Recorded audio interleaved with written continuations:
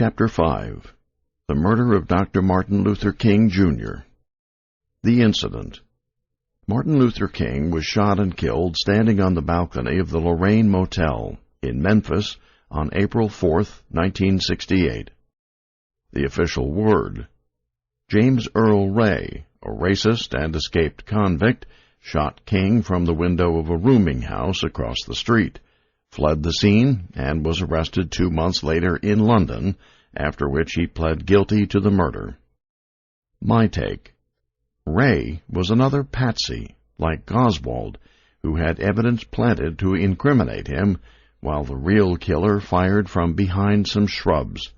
The links to King's assassination traced to people in the mob, the military, and the right wing.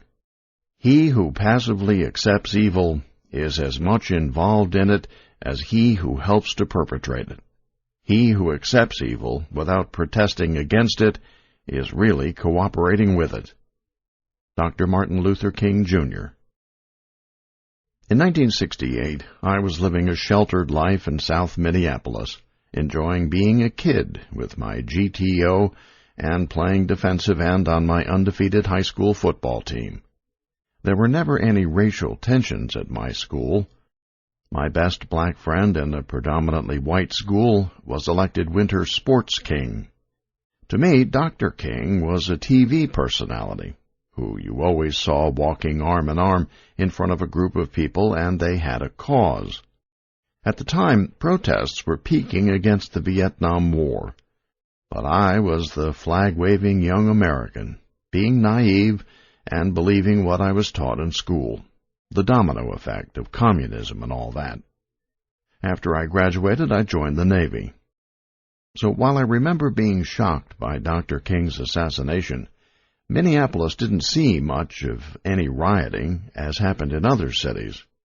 2 months later, when James Earl Ray was picked up in London and charged with the killing, I accepted what the authorities said and figured justice would be served. It was many years later when I began to question the official line. This happened in 1997, when King's son, Dexter, met face-to-face with Ray in a Tennessee prison.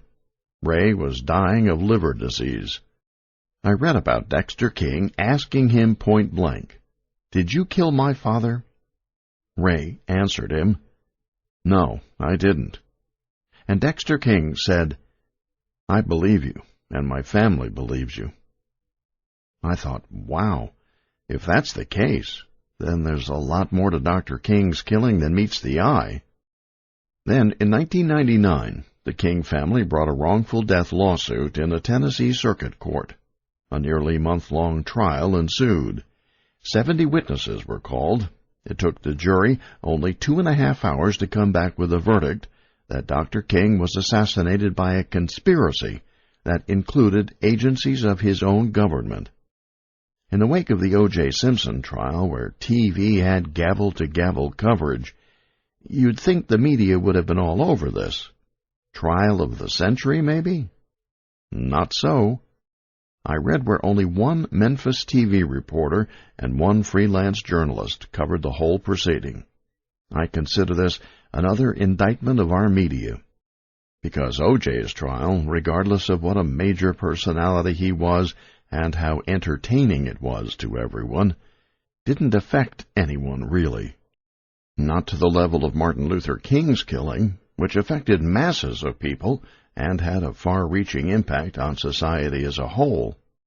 Has the United States been so dumbed down that people are more concerned about the titillating news of a celebrity sports star and his murdered white girlfriend than about the killing of a great leader like King? If you want to find out what happened at the trial, the entire 4,000-word transcript is at the www.thekingcenter.com. Let's start with a little context for what happened in the early evening of April 4th, 1968, when a single shot struck Dr. King as he was standing on the balcony of the Lorraine Motel. He'd just come from leading a peaceful march of Memphis sanitation workers who'd gone on strike. Very soon he was planning to go to Washington for the Poor People's Campaign, prepared to inspire massive civil disobedience and shut down the Capitol, if that's what it took to put poverty on the front burner.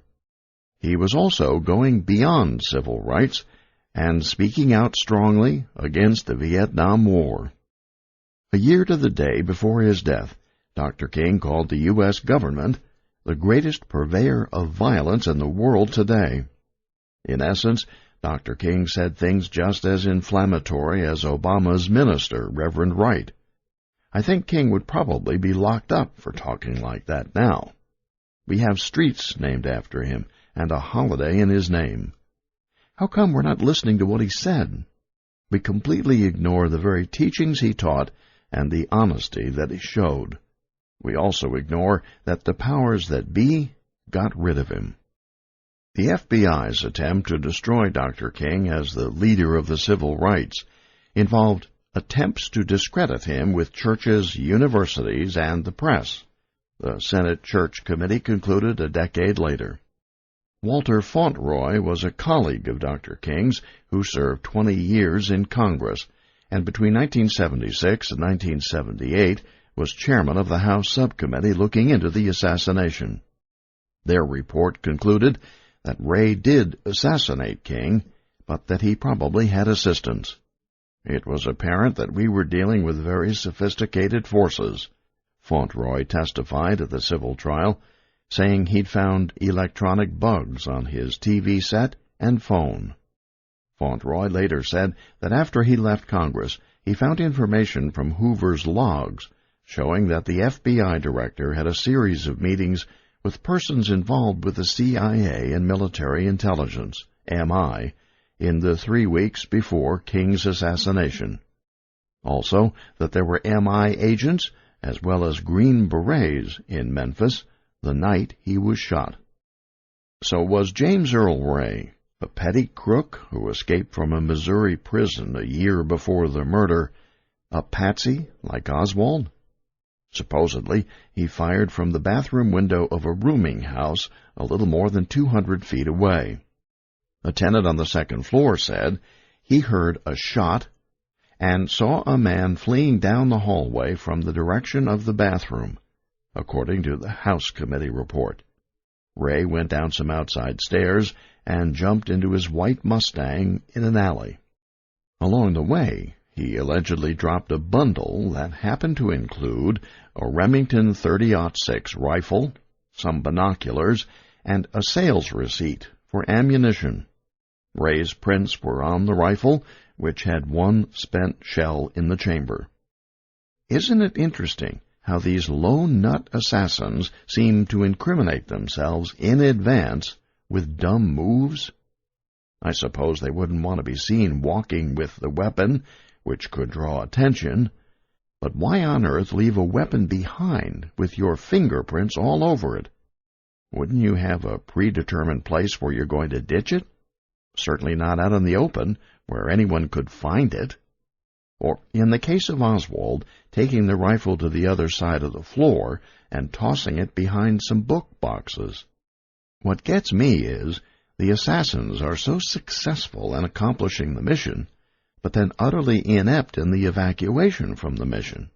They leave clues that point straight to themselves and seem to always get caught fairly easily. Here they supposedly did all this sophisticated stuff up until it came time to pull off the killing, yet it's like they never planned for the escape. I guess we're supposed to believe their minds are so focused on delivering the death blow that escape never enters into the plan. Then, after they shoot, it's, oh, well, what do I do now? In the case of Oswald, it's run home and then go to the movies. Later, Ray claimed that somebody else had left behind the bundle so as to incriminate him. In fact, one witness, Guy Knipe, said the package was actually dropped in the doorway to his store about 10 minutes before the shot was fired. Makes a little more sense, doesn't it? Another witness, Olivia Catling, saw a fellow in a checkered shirt running out of the alley beside a building across from the Lorraine soon after the killing, who went screaming off in a green '65 Chevy. Ray, though, fled the scene in a white Mustang. Judge Joe Brown, the first judge on the King family's civil case, spent 2 years examining technical questions about the murder weapon, and said that 67% of the bullets from my tests did not match the Ray rifle. When he called for more tests, he was taken off the case for showing bias by a Tennessee appeals court. What you've got in terms of the physical evidence relative to ballistics is frightening, he said later. First, it's not the right type of rifle. It's never been sighted in. It's the wrong kind of scope. With a .30-06, it makes a particularly difficult shot, firing at a downward trajectory in that circumstance. Above all, according to Brown, metallurgical analysis excludes the bullet taken from the body of Dr. King from coming from the cartridge case they say was fired in that rifle. The actual sniper seems to have fired from behind some tall shrubs facing the second-floor motel balcony. A Memphis newspaper reporter named Wayne Chastain had arrived at the scene within 10 minutes. He was told by 2 witnesses, King's chauffeur and a lawyer, that the shot came from those bushes. Andrew Young told the FBI that he heard a sound like a firecracker come from the bushes above the retaining wall across the street from the motel. By the next morning, according to the Reverend James Orange, an associate of King's, the bushes were gone. The authorities were said to be cleaning up the area. Why, in all these cases, does the government come in and make the most cardinal error you possibly could? And that is, disturb the crime site. When there's a violent crime, they're not supposed to do that. It's one of the first procedures any cop is taught, Basic Police 101. So who gives the order to do this? Don't any of them sit and wonder, why are we not doing this according to the book, but instead breaking a cardinal rule of police work? But when there's an assassination, all local and state laws go out the window, and authority comes down from above about what's to happen. Isn't that the fox guarding the chicken house? The feds doing all the investigating and questioning just reeks of potential abuse. So Ray has a car waiting to drive away in, then goes up to Canada and overseas, where he ends up getting caught 2 months later at the London airport. All by himself, right? No one aiding or abetting him in any way, shape, or form. Like Judge Joe Brown put it, you want to say that a 3-time loser, an escaped convict with no obvious financial resources and no technical knowledge, is going to not only miraculously learn how to become a good marksman, this one individual is able to acquire the resources to get identities of deceased individuals, come up with very good forgeries for passports and fake identification, and somehow acquire funds for a very expensive itinerary and travel schedule? Now be real. What you've got in this case was a stooge whose task was to throw everybody off the trail. While he was being held in a British jail before getting extradited, Ray told an officer that he'd expected to profit from being involved in the killing. Later, he testified to the House committee that he figured he'd only be charged with conspiracy. His second attorney, Percy Foreman, convinced Ray to cop a plea or else face the death penalty. Foreman later said he didn't give a damn whether there was a conspiracy or not, and never asked Ray about it. Ray reluctantly agreed to plead guilty, but pretty soon felt he'd been hung out to dry. When he died in prison in 1998, he was still saying he was innocent. It would be a stretch to say that Ray wasn't involved at all. For one, there was big money being floated by Klan types that he certainly could have heard about. The question is, who was directly involved with Ray, and how far did the plotting go? But no trial. Why aren't we having trials in such high-profile cases, even when the guy pleads? It should go ahead anyway, just for the country's peace of mind.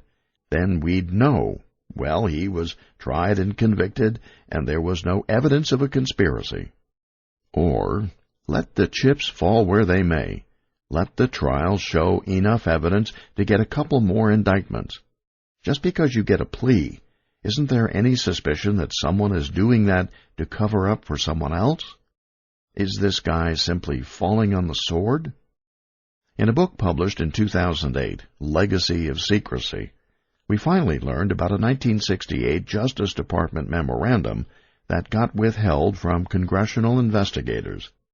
Based on confidential information from informers, including a well-placed protege of Carlos Marcello in New Orleans, the memo says, the Cosa Nostra Mafia agreed to broker or arrange the assassination of King for an amount somewhat in excess of $300,000 after they were contacted by representatives of Forever White, an elite organization of wealthy segregationists in the southeastern states.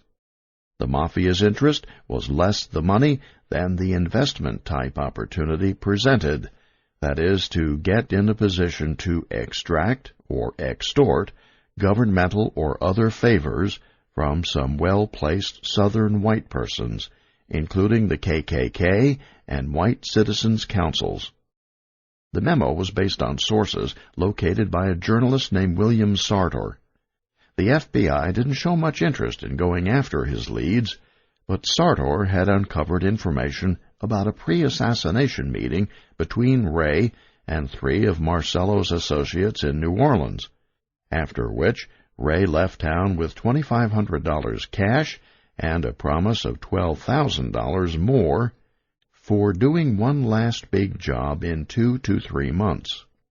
Turns out that journalist Sartor was in Texas in 1971 preparing to interview a nightclub owner linked to Marcello when he was found murdered.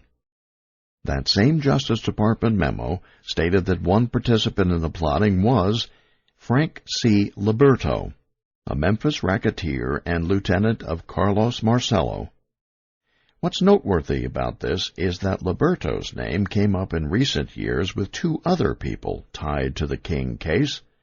One was Lloyd Jowers, who owned Jim's Grill across the street from the Lorraine Motel. In 1993, facing a possible indictment by Ray's last attorney, William Pepper, Jowers went public with Sam Donaldson on ABC's Primetime Live. Jowers said he'd been asked to help in the King plot by a gambling associate of his, a Memphis produce dealer named Frank Liberto, who had a courier deliver $100,000 for Jowers to hold at his restaurant. Jowers claimed Liberto told him that there would be a decoy, apparently Ray, and that the police wouldn't be there that night. We know from other research that 4 tactical police units pulled back from the vicinity of King's Motel on the morning of the assassination, making it much easier for an assassin to get away. In a taped confession he later gave to King's son, Dexter, and ex-UN Ambassador Andrew Young, Jowers elaborated that planning meetings for the assassination had taken place at his restaurant. The plotters included 3 Memphis cops he knew, and 2 men who he believed were federal agents. Shortly before the assassination, Jowers was promised a substantial sum if he'd receive a package and pass it along to someone else. When it arrived, he opened the package, found a rifle inside, and stashed it in a back room until another man came to pick it up on the day of the murder. Jowers said he had been instructed to be standing outside his back door that night at 6 p.m. That was when one of the same Memphis policemen handed him a still smoking gun, which Jowers broke down into 2 pieces, wrapped in a tablecloth, and hid in his shop until it was picked up the next day. This crucial bit of information was contradicted by another witness who indicated Jowers was in deeper than that. This witness testified at the King family's civil trial that a deceased friend, James McCraw, more than once asserted that Jowers had given him the rifle, rolled up in an oilcloth, right after the shooting, and told him to get it out of here now. Supposedly McCraw did, tossing the rifle off a bridge into the Mississippi River. Jowers was deemed, at 73, too ill to testify at the trial, so the transcript of the interview he'd done with Sam Donaldson was read to the jury. Frank Liberto, the mob-connected produce dealer named by Jowers, was also implicated by John McFerrin, a store owner who said he came to Liberto's warehouse to pick up some produce about 45 minutes before King was shot. He overheard Liberto on the phone saying, "Shoot the son of a bitch on the balcony." A cafe owner friend of Liberto's testified at the 1999 civil trial that Liberto flatly told her he had Martin Luther King killed. The friend's son backed up her testimony. Liberto said, "I didn't kill the nigger, but I had it done," and that Ray was a front man, a set-up man. Liberto was dead by the time of the civil case.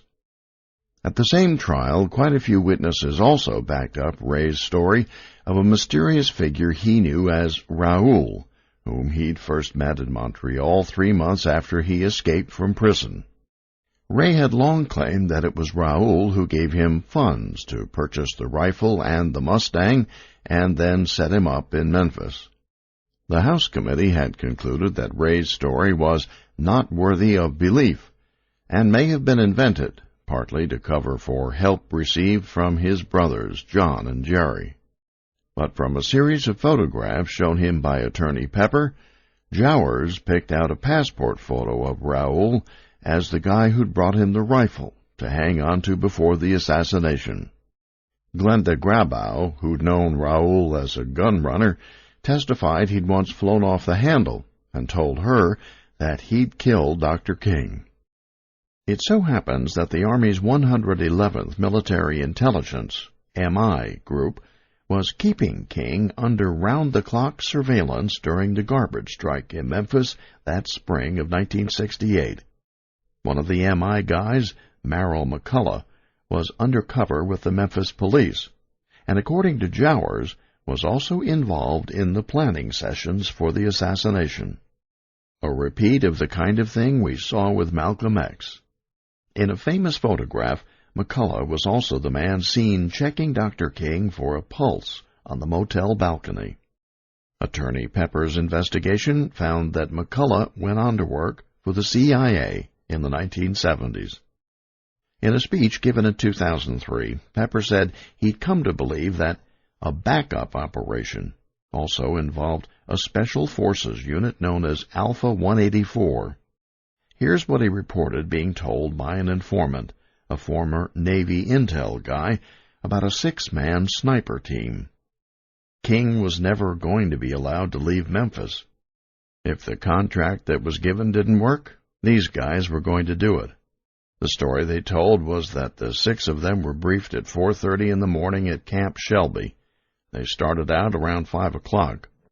They came to Memphis, they were briefed there, they took up their positions. At the briefing at 4:30, they were shown 2 photographs who were their targets. One was Martin King and the other was Andrew Young. But they never got the order. Instead, they heard a shot, and each thought the other one had fired too quickly. Then they had an order to disengage.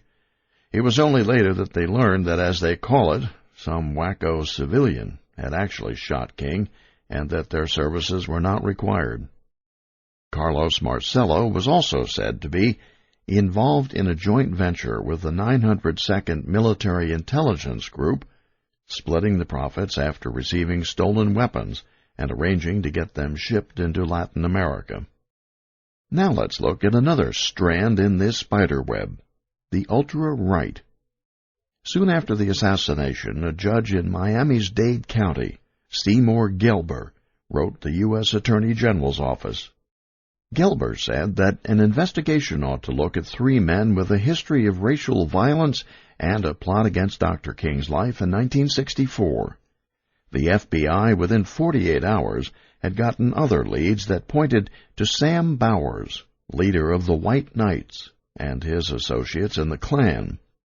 FBI field offices were starting to check all this out when Hoover ordered it be put on hold because they'd identified a fingerprint and were pursuing one fugitive, Ray.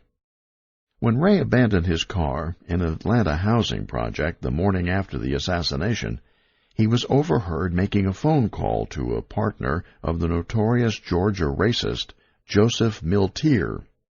Before he died in a fire in 1973, Miltier's name never surfaced in connection with the King case, but Miltier was the likely fundraiser for Ray as a conduit to the Marcello organization. Consider this curious fact. Ray's third attorney, after he'd already pled guilty, was a fellow named J.B. Stoner, who also happened to run the militant National States' Rights Party. The same man who said before Ray was apprehended that the white man who shot King should be given the Congressional Medal of Honor and a large annual pension for life. Stoner and Miltier were cronies. When Stoner became Ray's lawyer, he casually tossed it out that Hoover and the FBI might be behind the assassination. It gets even stranger. One of Ray's brothers ended up working for Stoner for more than a decade. When Stoner ran for governor of Georgia in 1970, he served as his campaign manager until Stoner got trounced by Jimmy Carter. There's one other weird aspect we need to consider. While temporarily in Los Angeles early in 1968, Ray got into practicing self-hypnosis. Besides seeing a psychologist-hypnotist, he visited 7 other psychiatrists, hypnotists, or Scientologists. One of these was head of the International Society of Hypnosis, who later said that Ray was impressed with the degree of mind concentration which one can obtain. This was a German-born fellow named Xavier von Koss, who recommended several books on hypnosis that Ray was carrying when he got arrested in London. Von Koss seems to have also been involved in intelligence work. According to one of Ray's brothers, when Jimmy left Los Angeles, he knew he was going to do it, meaning be involved in the plot to assassinate Dr. King. A recent book by Ray's brother, John Larry Ray, alleges that when Ray was in the Army in the late 1940s, he did some moonlighting for the new CIA and the FBI, and was part of the agency's early attempts to control human behavior that later became known as MK-Ultra. Brother John recalls Ray telling him that he thought the feds were messing with his mind. My brother was a changed man when he returned from Germany in 1948. To be frank, he seemed drugged, even though I never saw him take anything. My dad and other family members commented that he must be on goofballs. Also, he seemed easily persuaded to do things he never would have done before. In 1970, when Congressman Mendel Rivers tried to get Ray's entire Army file, he received a response from Major General Kenneth Wickham that this would not be possible. This is particularly true since there are medical aspects that cannot be disassociated from any discussion of Mr. Ray's military background.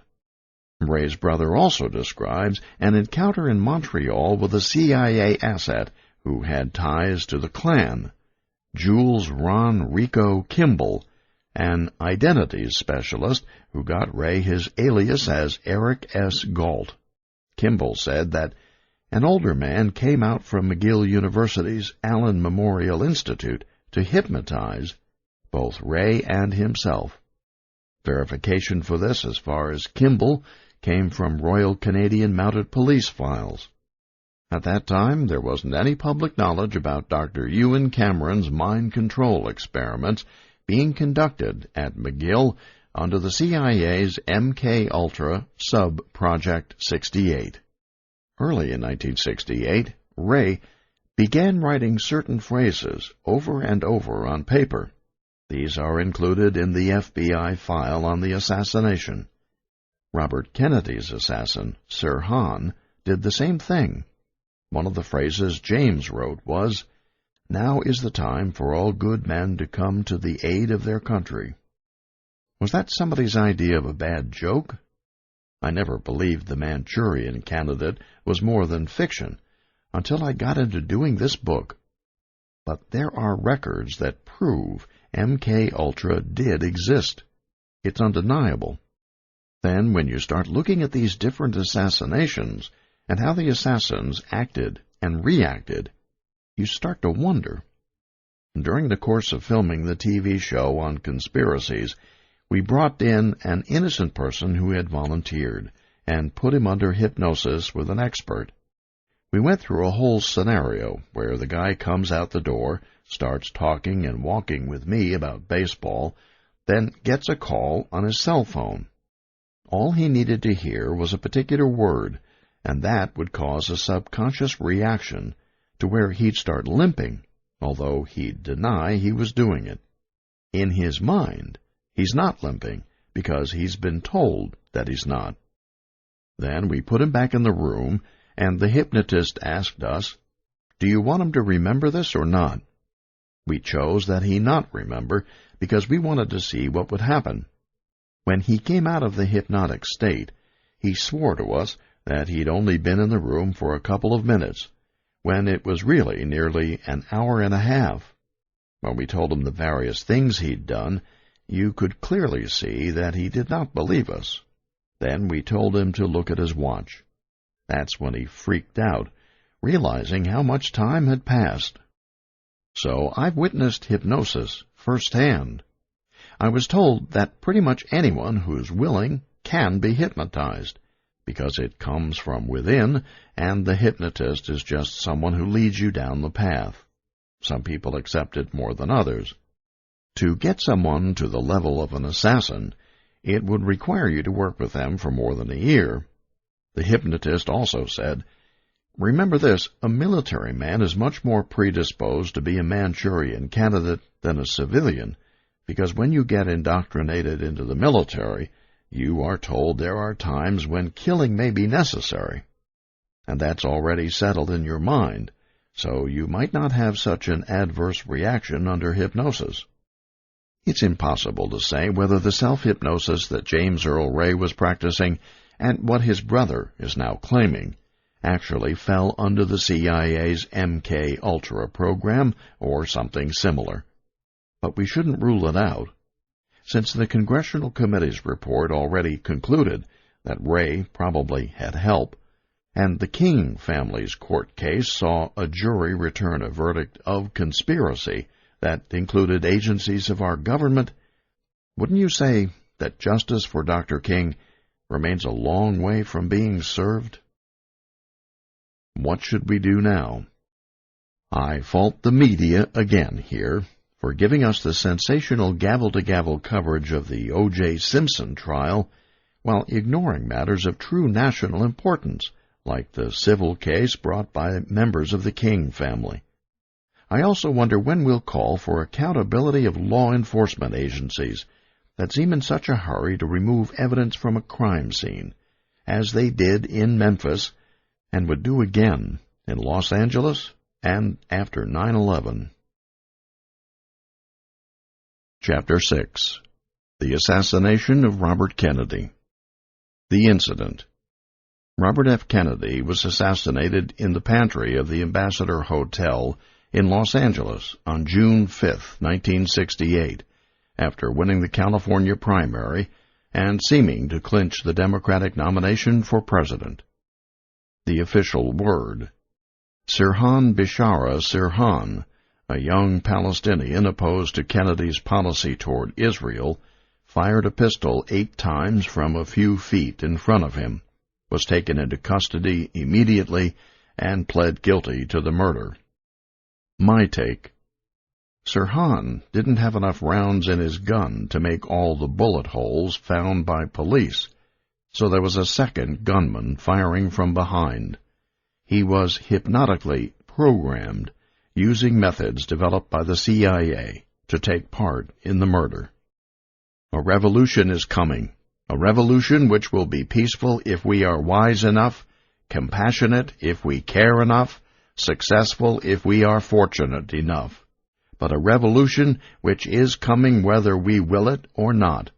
We can affect its character. We cannot alter its inevitability. From a speech by Robert Kennedy in the U.S. Senate, May 9, 1966. At the time Robert Kennedy was gunned down in the pantry of the Ambassador Hotel in L.A. on June 5, 1968, I viewed it more as a copycat political murder, this young Palestinian Sirhan, who didn't like Kennedy's policies toward Israel. Much like 5 years earlier, Oswald had been a disgruntled communist. It was now a trend, a cycle, where if a Kennedy decided to run for president, some idiot would put an end to it. At that point, I still didn't believe the government would lie to me. This was before my doubting of the Warren Commission, which didn't start until I got out of the military and heard Mark Lane speak.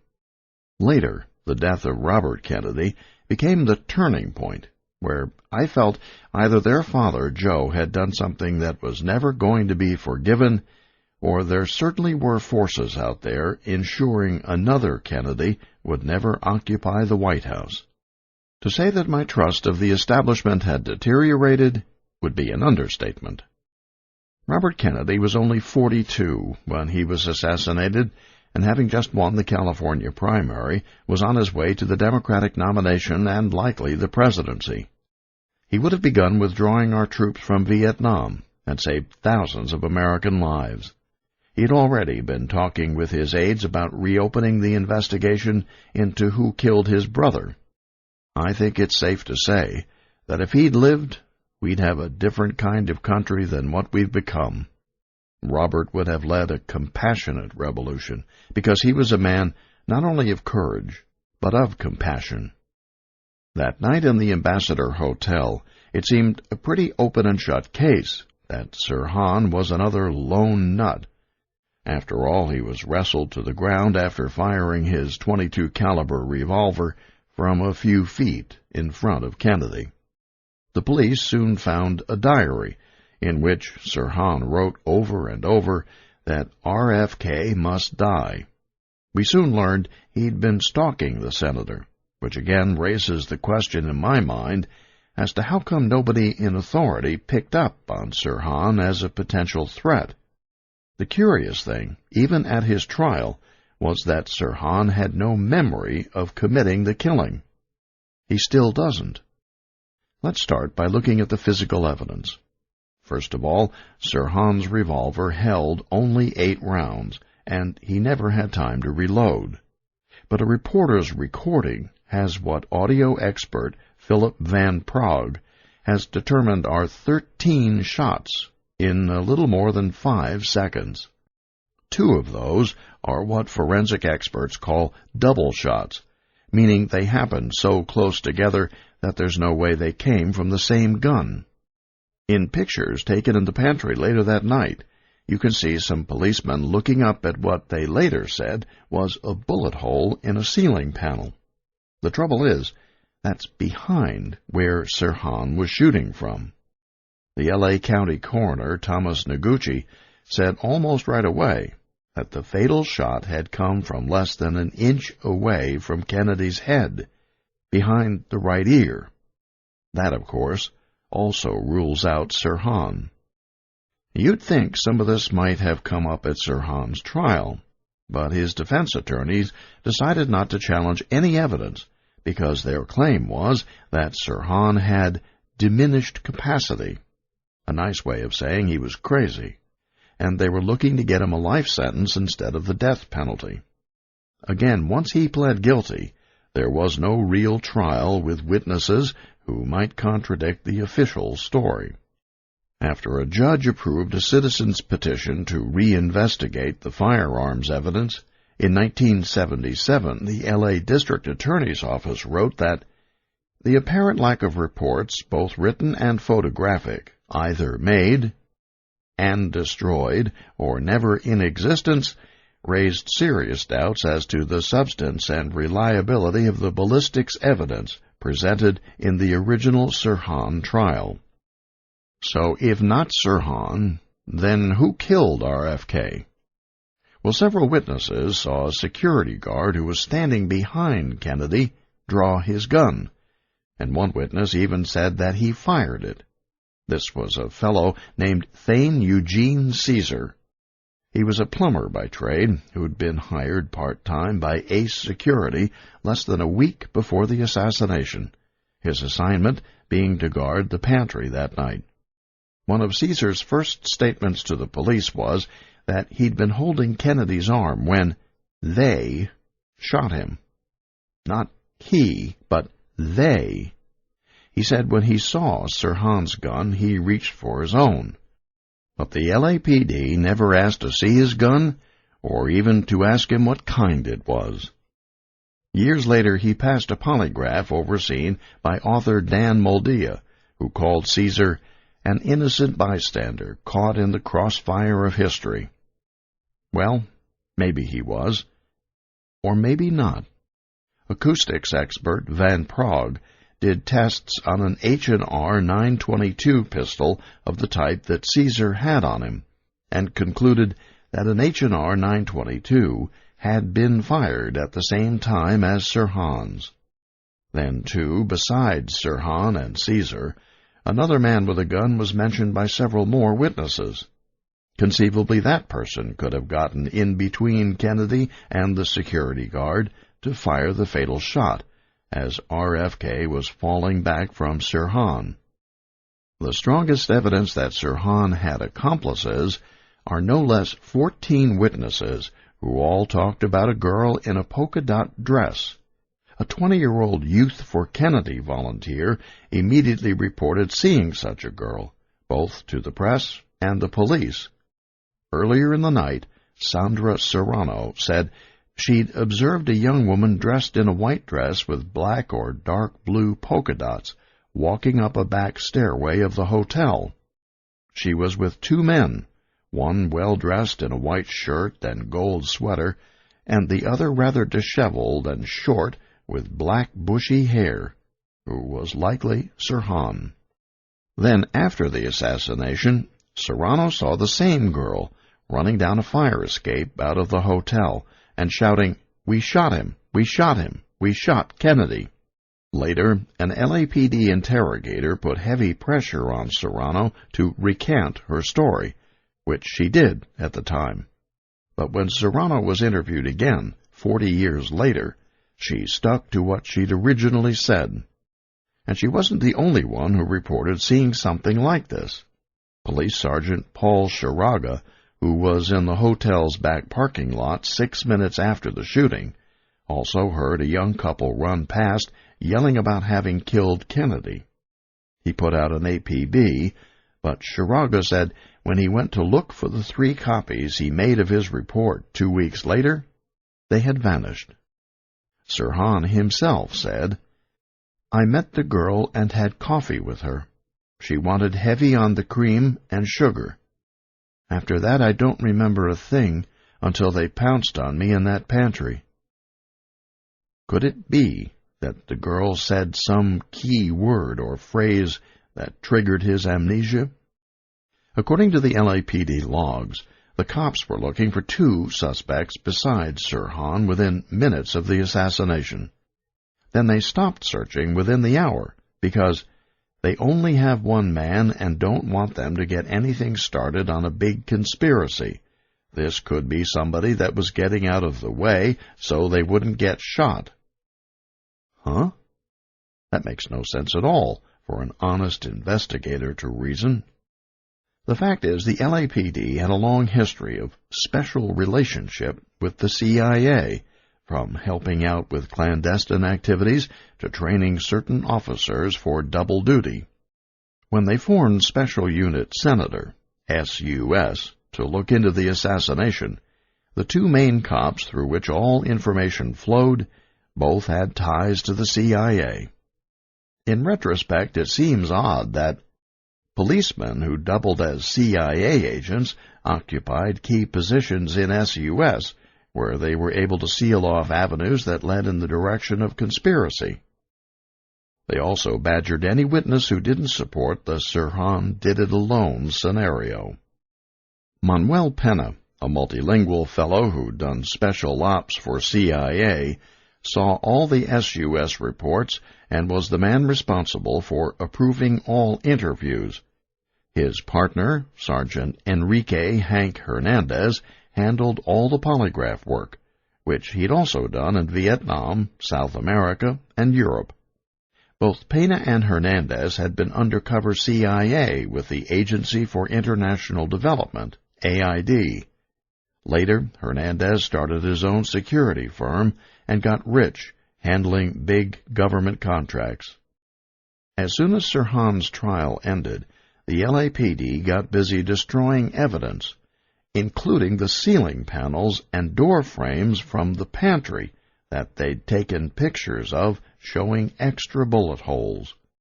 Their rationale, when asked later, was these were too large to fit into a card file. Once again, we've got the authorities destroying evidence at a crime scene, just like with the King case.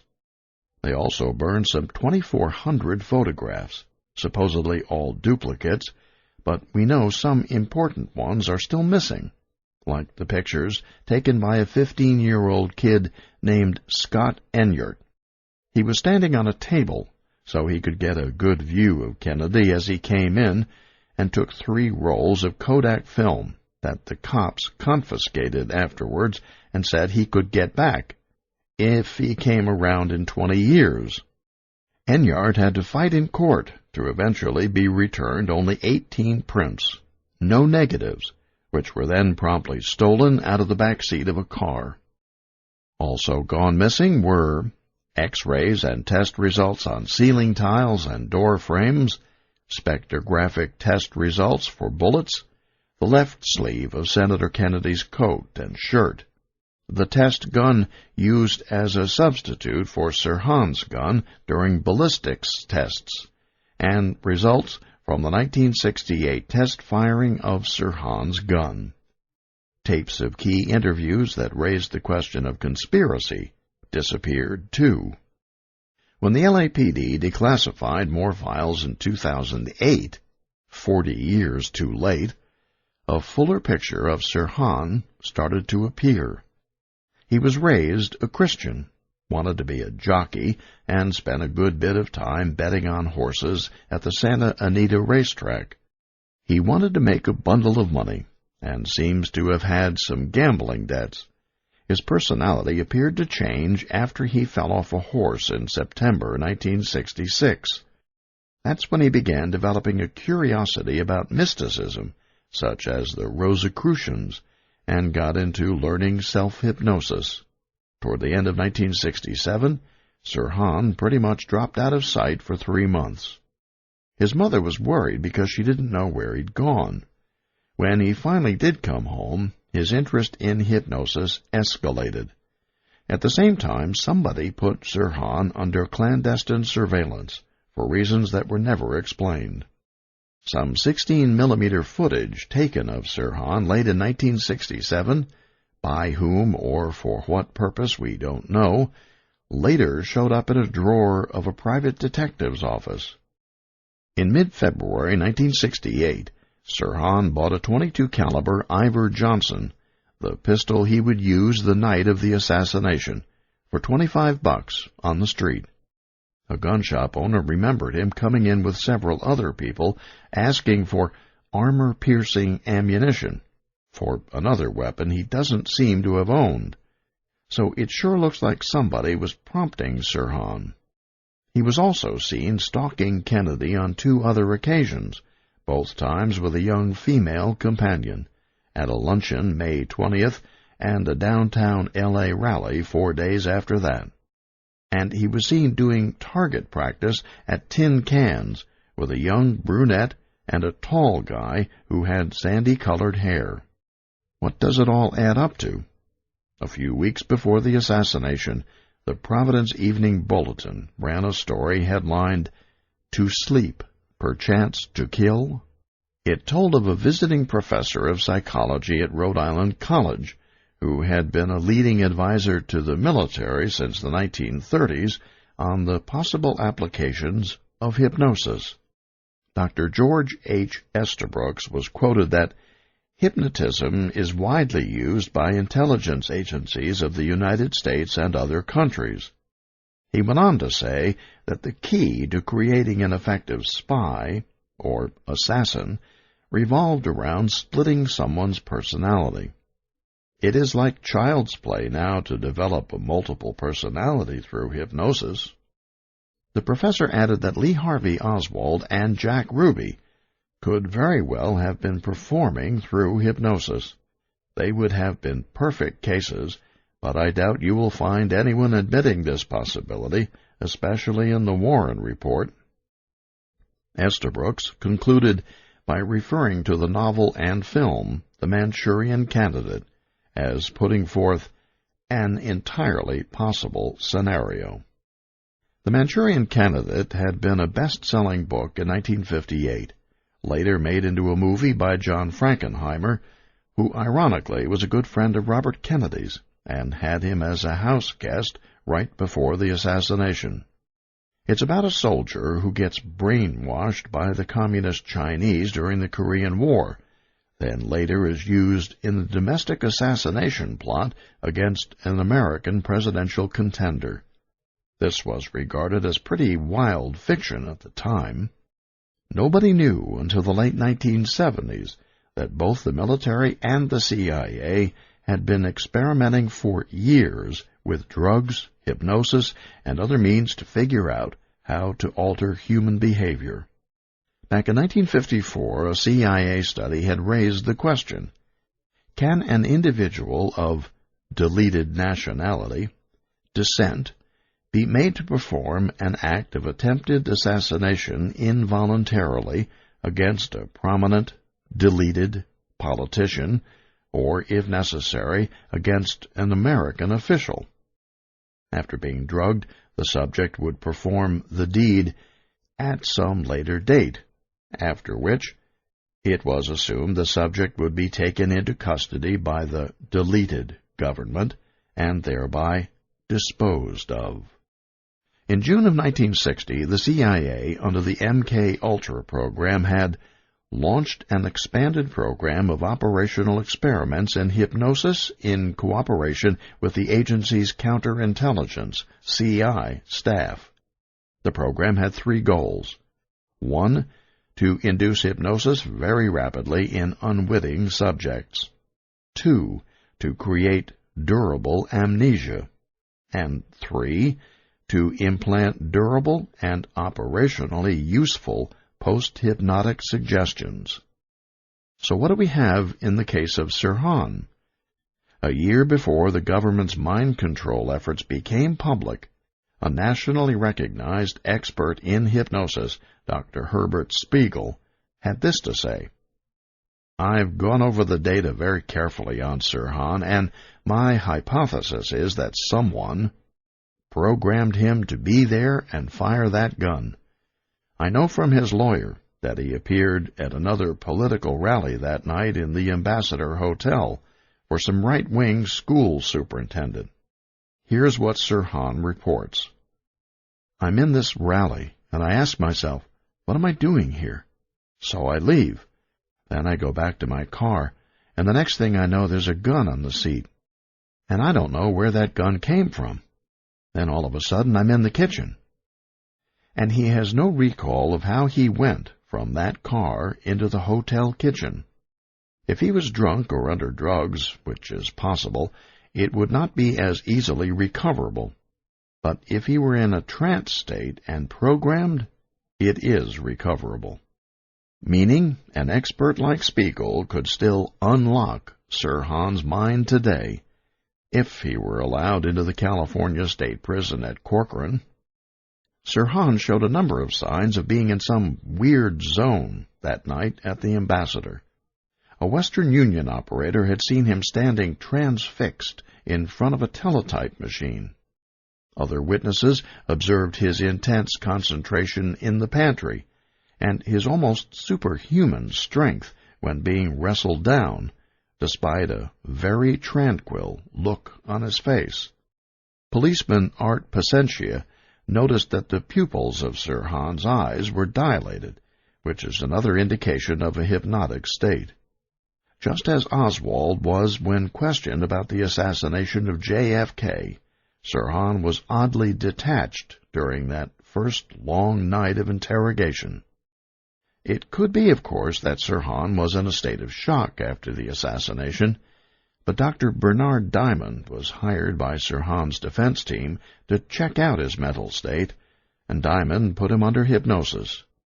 Sirhan turned out to be such an easy subject, going under so fast and so deep, that Diamond had trouble keeping him awake. I've learned that a rapid induction like this is a sure sign of someone having been hypnotized before. Diamond could actually get Sirhan to climb the bars of his cell like a monkey, or sing a tune in Arabic. When he once asked Sirhan who killed Senator Kennedy, the response came back, "I don't know, I don't know, I don't know." Yet, strangely, on the opening day of the trial, Sirhan got up and started shouting how he wanted to be executed because he'd killed the senator, willfully, premeditatedly, with 20 years of malice aforethought.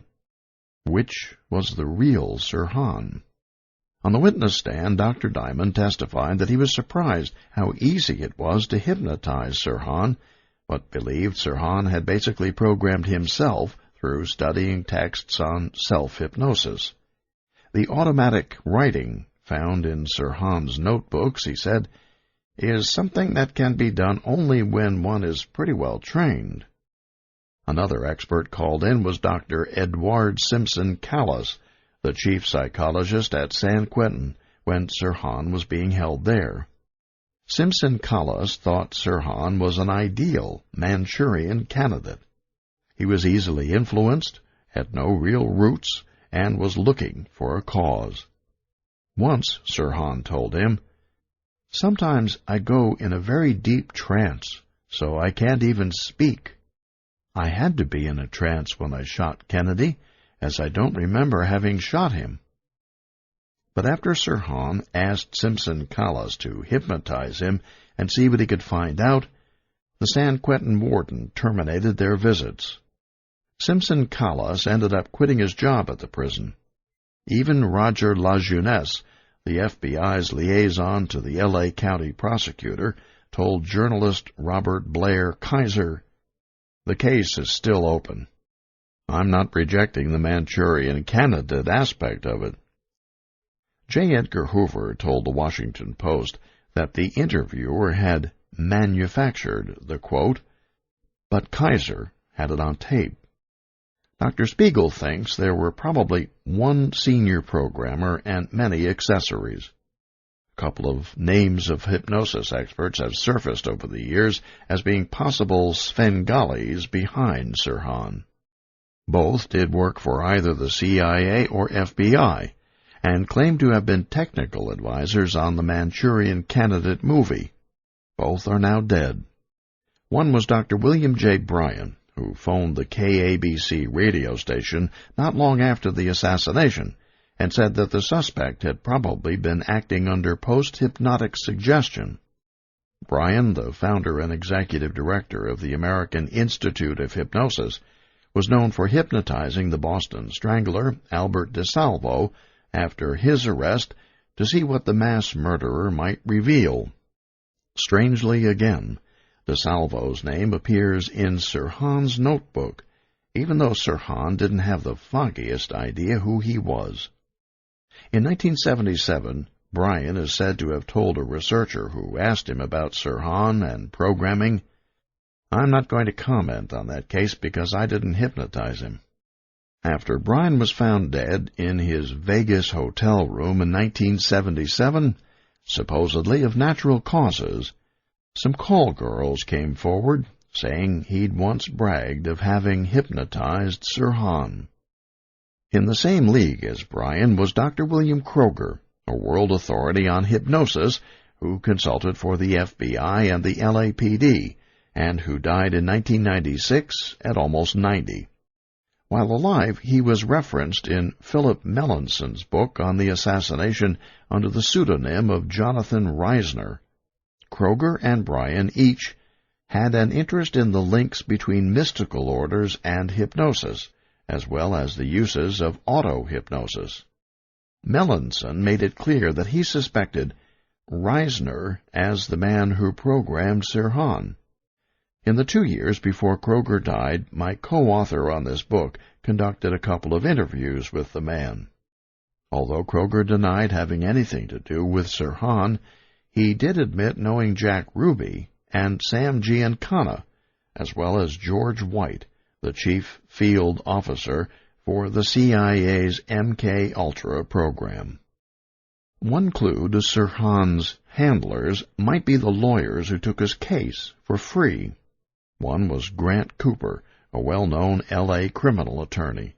Sirhan selected his name and that of Russell Parsons right away from a list provided by the ACLU, a list Sirhan had asked for. Parsons did legal work for the mob, having been Mickey Cohen's counsel. Cooper, at the time, was defending one of mobster Johnny Roselli's pals in a cheating scandal at the Friars Club. Cooper gave Sirhan the motive that he was angry at RFK for giving jets to Israel. Prior to this, there was not a single reference to Zionism, Israel, Palestine, or any of the terms Sirhan would spout at his trial as propelling him to murder. Years later, Sirhan said that Cooper sold me out. During conversations with his attorney, Sirhan once asked Cooper, "If I got the money, where is it?" In the strange notebooks he kept before the assassination, there were references to a figure of $100,000. Also, at least a dozen times, the notation, "Please pay to the order of Sirhan," always on the same pages, where he scrawls things like, "RFK must be disposed of." So it looks like somebody was telling Sirhan he'd be getting paid handsomely for the deed. One fellow he knew, by an alias of Frank Donarumas, had hired Sirhan to exercise and groom horses at the racetrack. The first place he worked was a syndicate meeting place, and another track where Sirhan worked was frequented by some of the nation's most infamous racketeers. Donarumas's real name was Henry Ramostella, with a record of narcotics violations in both New York and Florida. It's been long known that Teamster boss Jimmy Hoffa had made threats against RFK. Joseph Marcello, brother of New Orleans mob boss Carlos Marcello, can be heard telling an informant on tape when the subject of the Kennedys came up, "We took care of him, didn't we?" There's also a file on a Roy Donald Murray, who was overheard by cops saying that he'd pledged some Vegas funds for a mob contract on Robert Kennedy. Same as with his brother's assassination. It's hard to conceive that the mob had enough power to pull this off without government help. Of course, it's possible they knew of MK-Ultra and of the hypnosis experts, and paid one of those guys to program Sirhan, knowing the CIA and FBI would want to keep that from being exposed. But it still smells to me like there was intelligence involvement. CIA agent David Morales, who hated the Kennedys, allegedly once told his attorney, "I was in Los Angeles when we got Bobby." Morales had come up with a similar scenario for assassinating Castro in a pantry. Can we still get to the bottom of what happened? Maybe, if Sirhan's mind can be deprogrammed. That's what his new attorney, William Pepper, wants to do. He was James Earl Ray's last attorney, too, and he's pushing to start new psychological evaluations of Sirhan with an expert in regression therapy. I'd like to be a fly on the wall for that one, because recently I had a personal experience with a guy who claims to be a programmed Manchurian candidate. I was filming an episode about Big Brother for my new TV series when I met with him in the basement of a parking garage, very much like Deep Throat and All the President's Men. He says that his father was in the CIA, and he was taken as a candidate at the age of 6, selected partly because of his nationality. He's an American Indian. He says his parents didn't have a choice. The only reason he knows today was he was in a bad car wreck. He had to get a full-body MRI where they discovered 4 different implants. The accident also jostled him to the point where he's getting his memory back about what was done to him and what he's done. I asked him point blank, "You have killed people?" He said, "Yes, I have." He told me he was 14 when he was first sent to do ops. He keeps referring to we, meaning that there are way more than him. He said, "We're all getting together now because we want our lives back. They're going to go public. That's one of the reasons I did the interview with you, because we think we might want to have you with us," he said. I told him, "I don't know if I've got that much courage." He said, "Well, we just feel that we need someone with credibility to stand there with us and say, 'Listen to what these people have to say. They're not all crazy. Or if they are, they were made to be that way. Is this man a real Manchurian candidate? Or is he nuts and making it all up?' Like my son said, maybe he had something traumatic happen to him as a kid that set this off. Well, maybe, but whatever happened, he believes it. There's no doubt in my mind about that, from the stories he told me. Also, he had a handler, a girl who accompanied him. She said, 'I'm one too. I know his case, and I'm also here to control his multiple personalities. We get strength through each other.' Being left with the impression of how strongly he believes this, then clearly I could see him being able to perform an act of violence. How do I feel about the government, or whoever it is, doing something like this to someone? They should be in jail. These are evil people who don't belong out in society, because obviously they have no regard for another human life. Or are these people so callous that looking at the big picture, they view a body or two as simply collateral damage? They're beyond human feelings? If some have to be destroyed to achieve the goal, it's better for the mass of humanity. I don't fit into that mold. These are the types of things you attribute to the Nazis. Sure, they were exceptionally intelligent, but they were an empire based and designed on evil. If Robert Kennedy had survived the first attempt on his life and tried to implement all that he wanted to do, he'd have been killed again. All the people making money off the Vietnam War, would they let the golden goose be stopped? And to reopen his brother's case? I compare this to President Obama's inaugural address. When I heard him give that dynamic speech the day he took office, I turned to my wife and said, "If he attempts to do all this, he's going to be killed." Where he wanted to tread, the same as Bobby Kennedy. You're talking about powerful forces involved in evil who don't sweat one more piece of collateral damage. That's a terrible thing to realize. The things I'm learning about, I come home at night and wonder, why do I need to know this? I was better off being ignorant. Meeting with a man who considers himself a Manchurian candidate, what we talked about scares you, whether you believe it or not. It scared me. And I don't scare easily. What should we do now? If the assassination of Robert Kennedy tells us anything, it's that apparently obvious things are not always what they seem. Here we had what appeared to be an open and shut case, with Sirhan Sirhan as the perpetrator. It's almost unthinkable in polite society to consider that his mind may have been manipulated by unscrupulous people using techniques out of the Dark Ages. But MK Ultra's existence is a proven fact and should not be forgotten.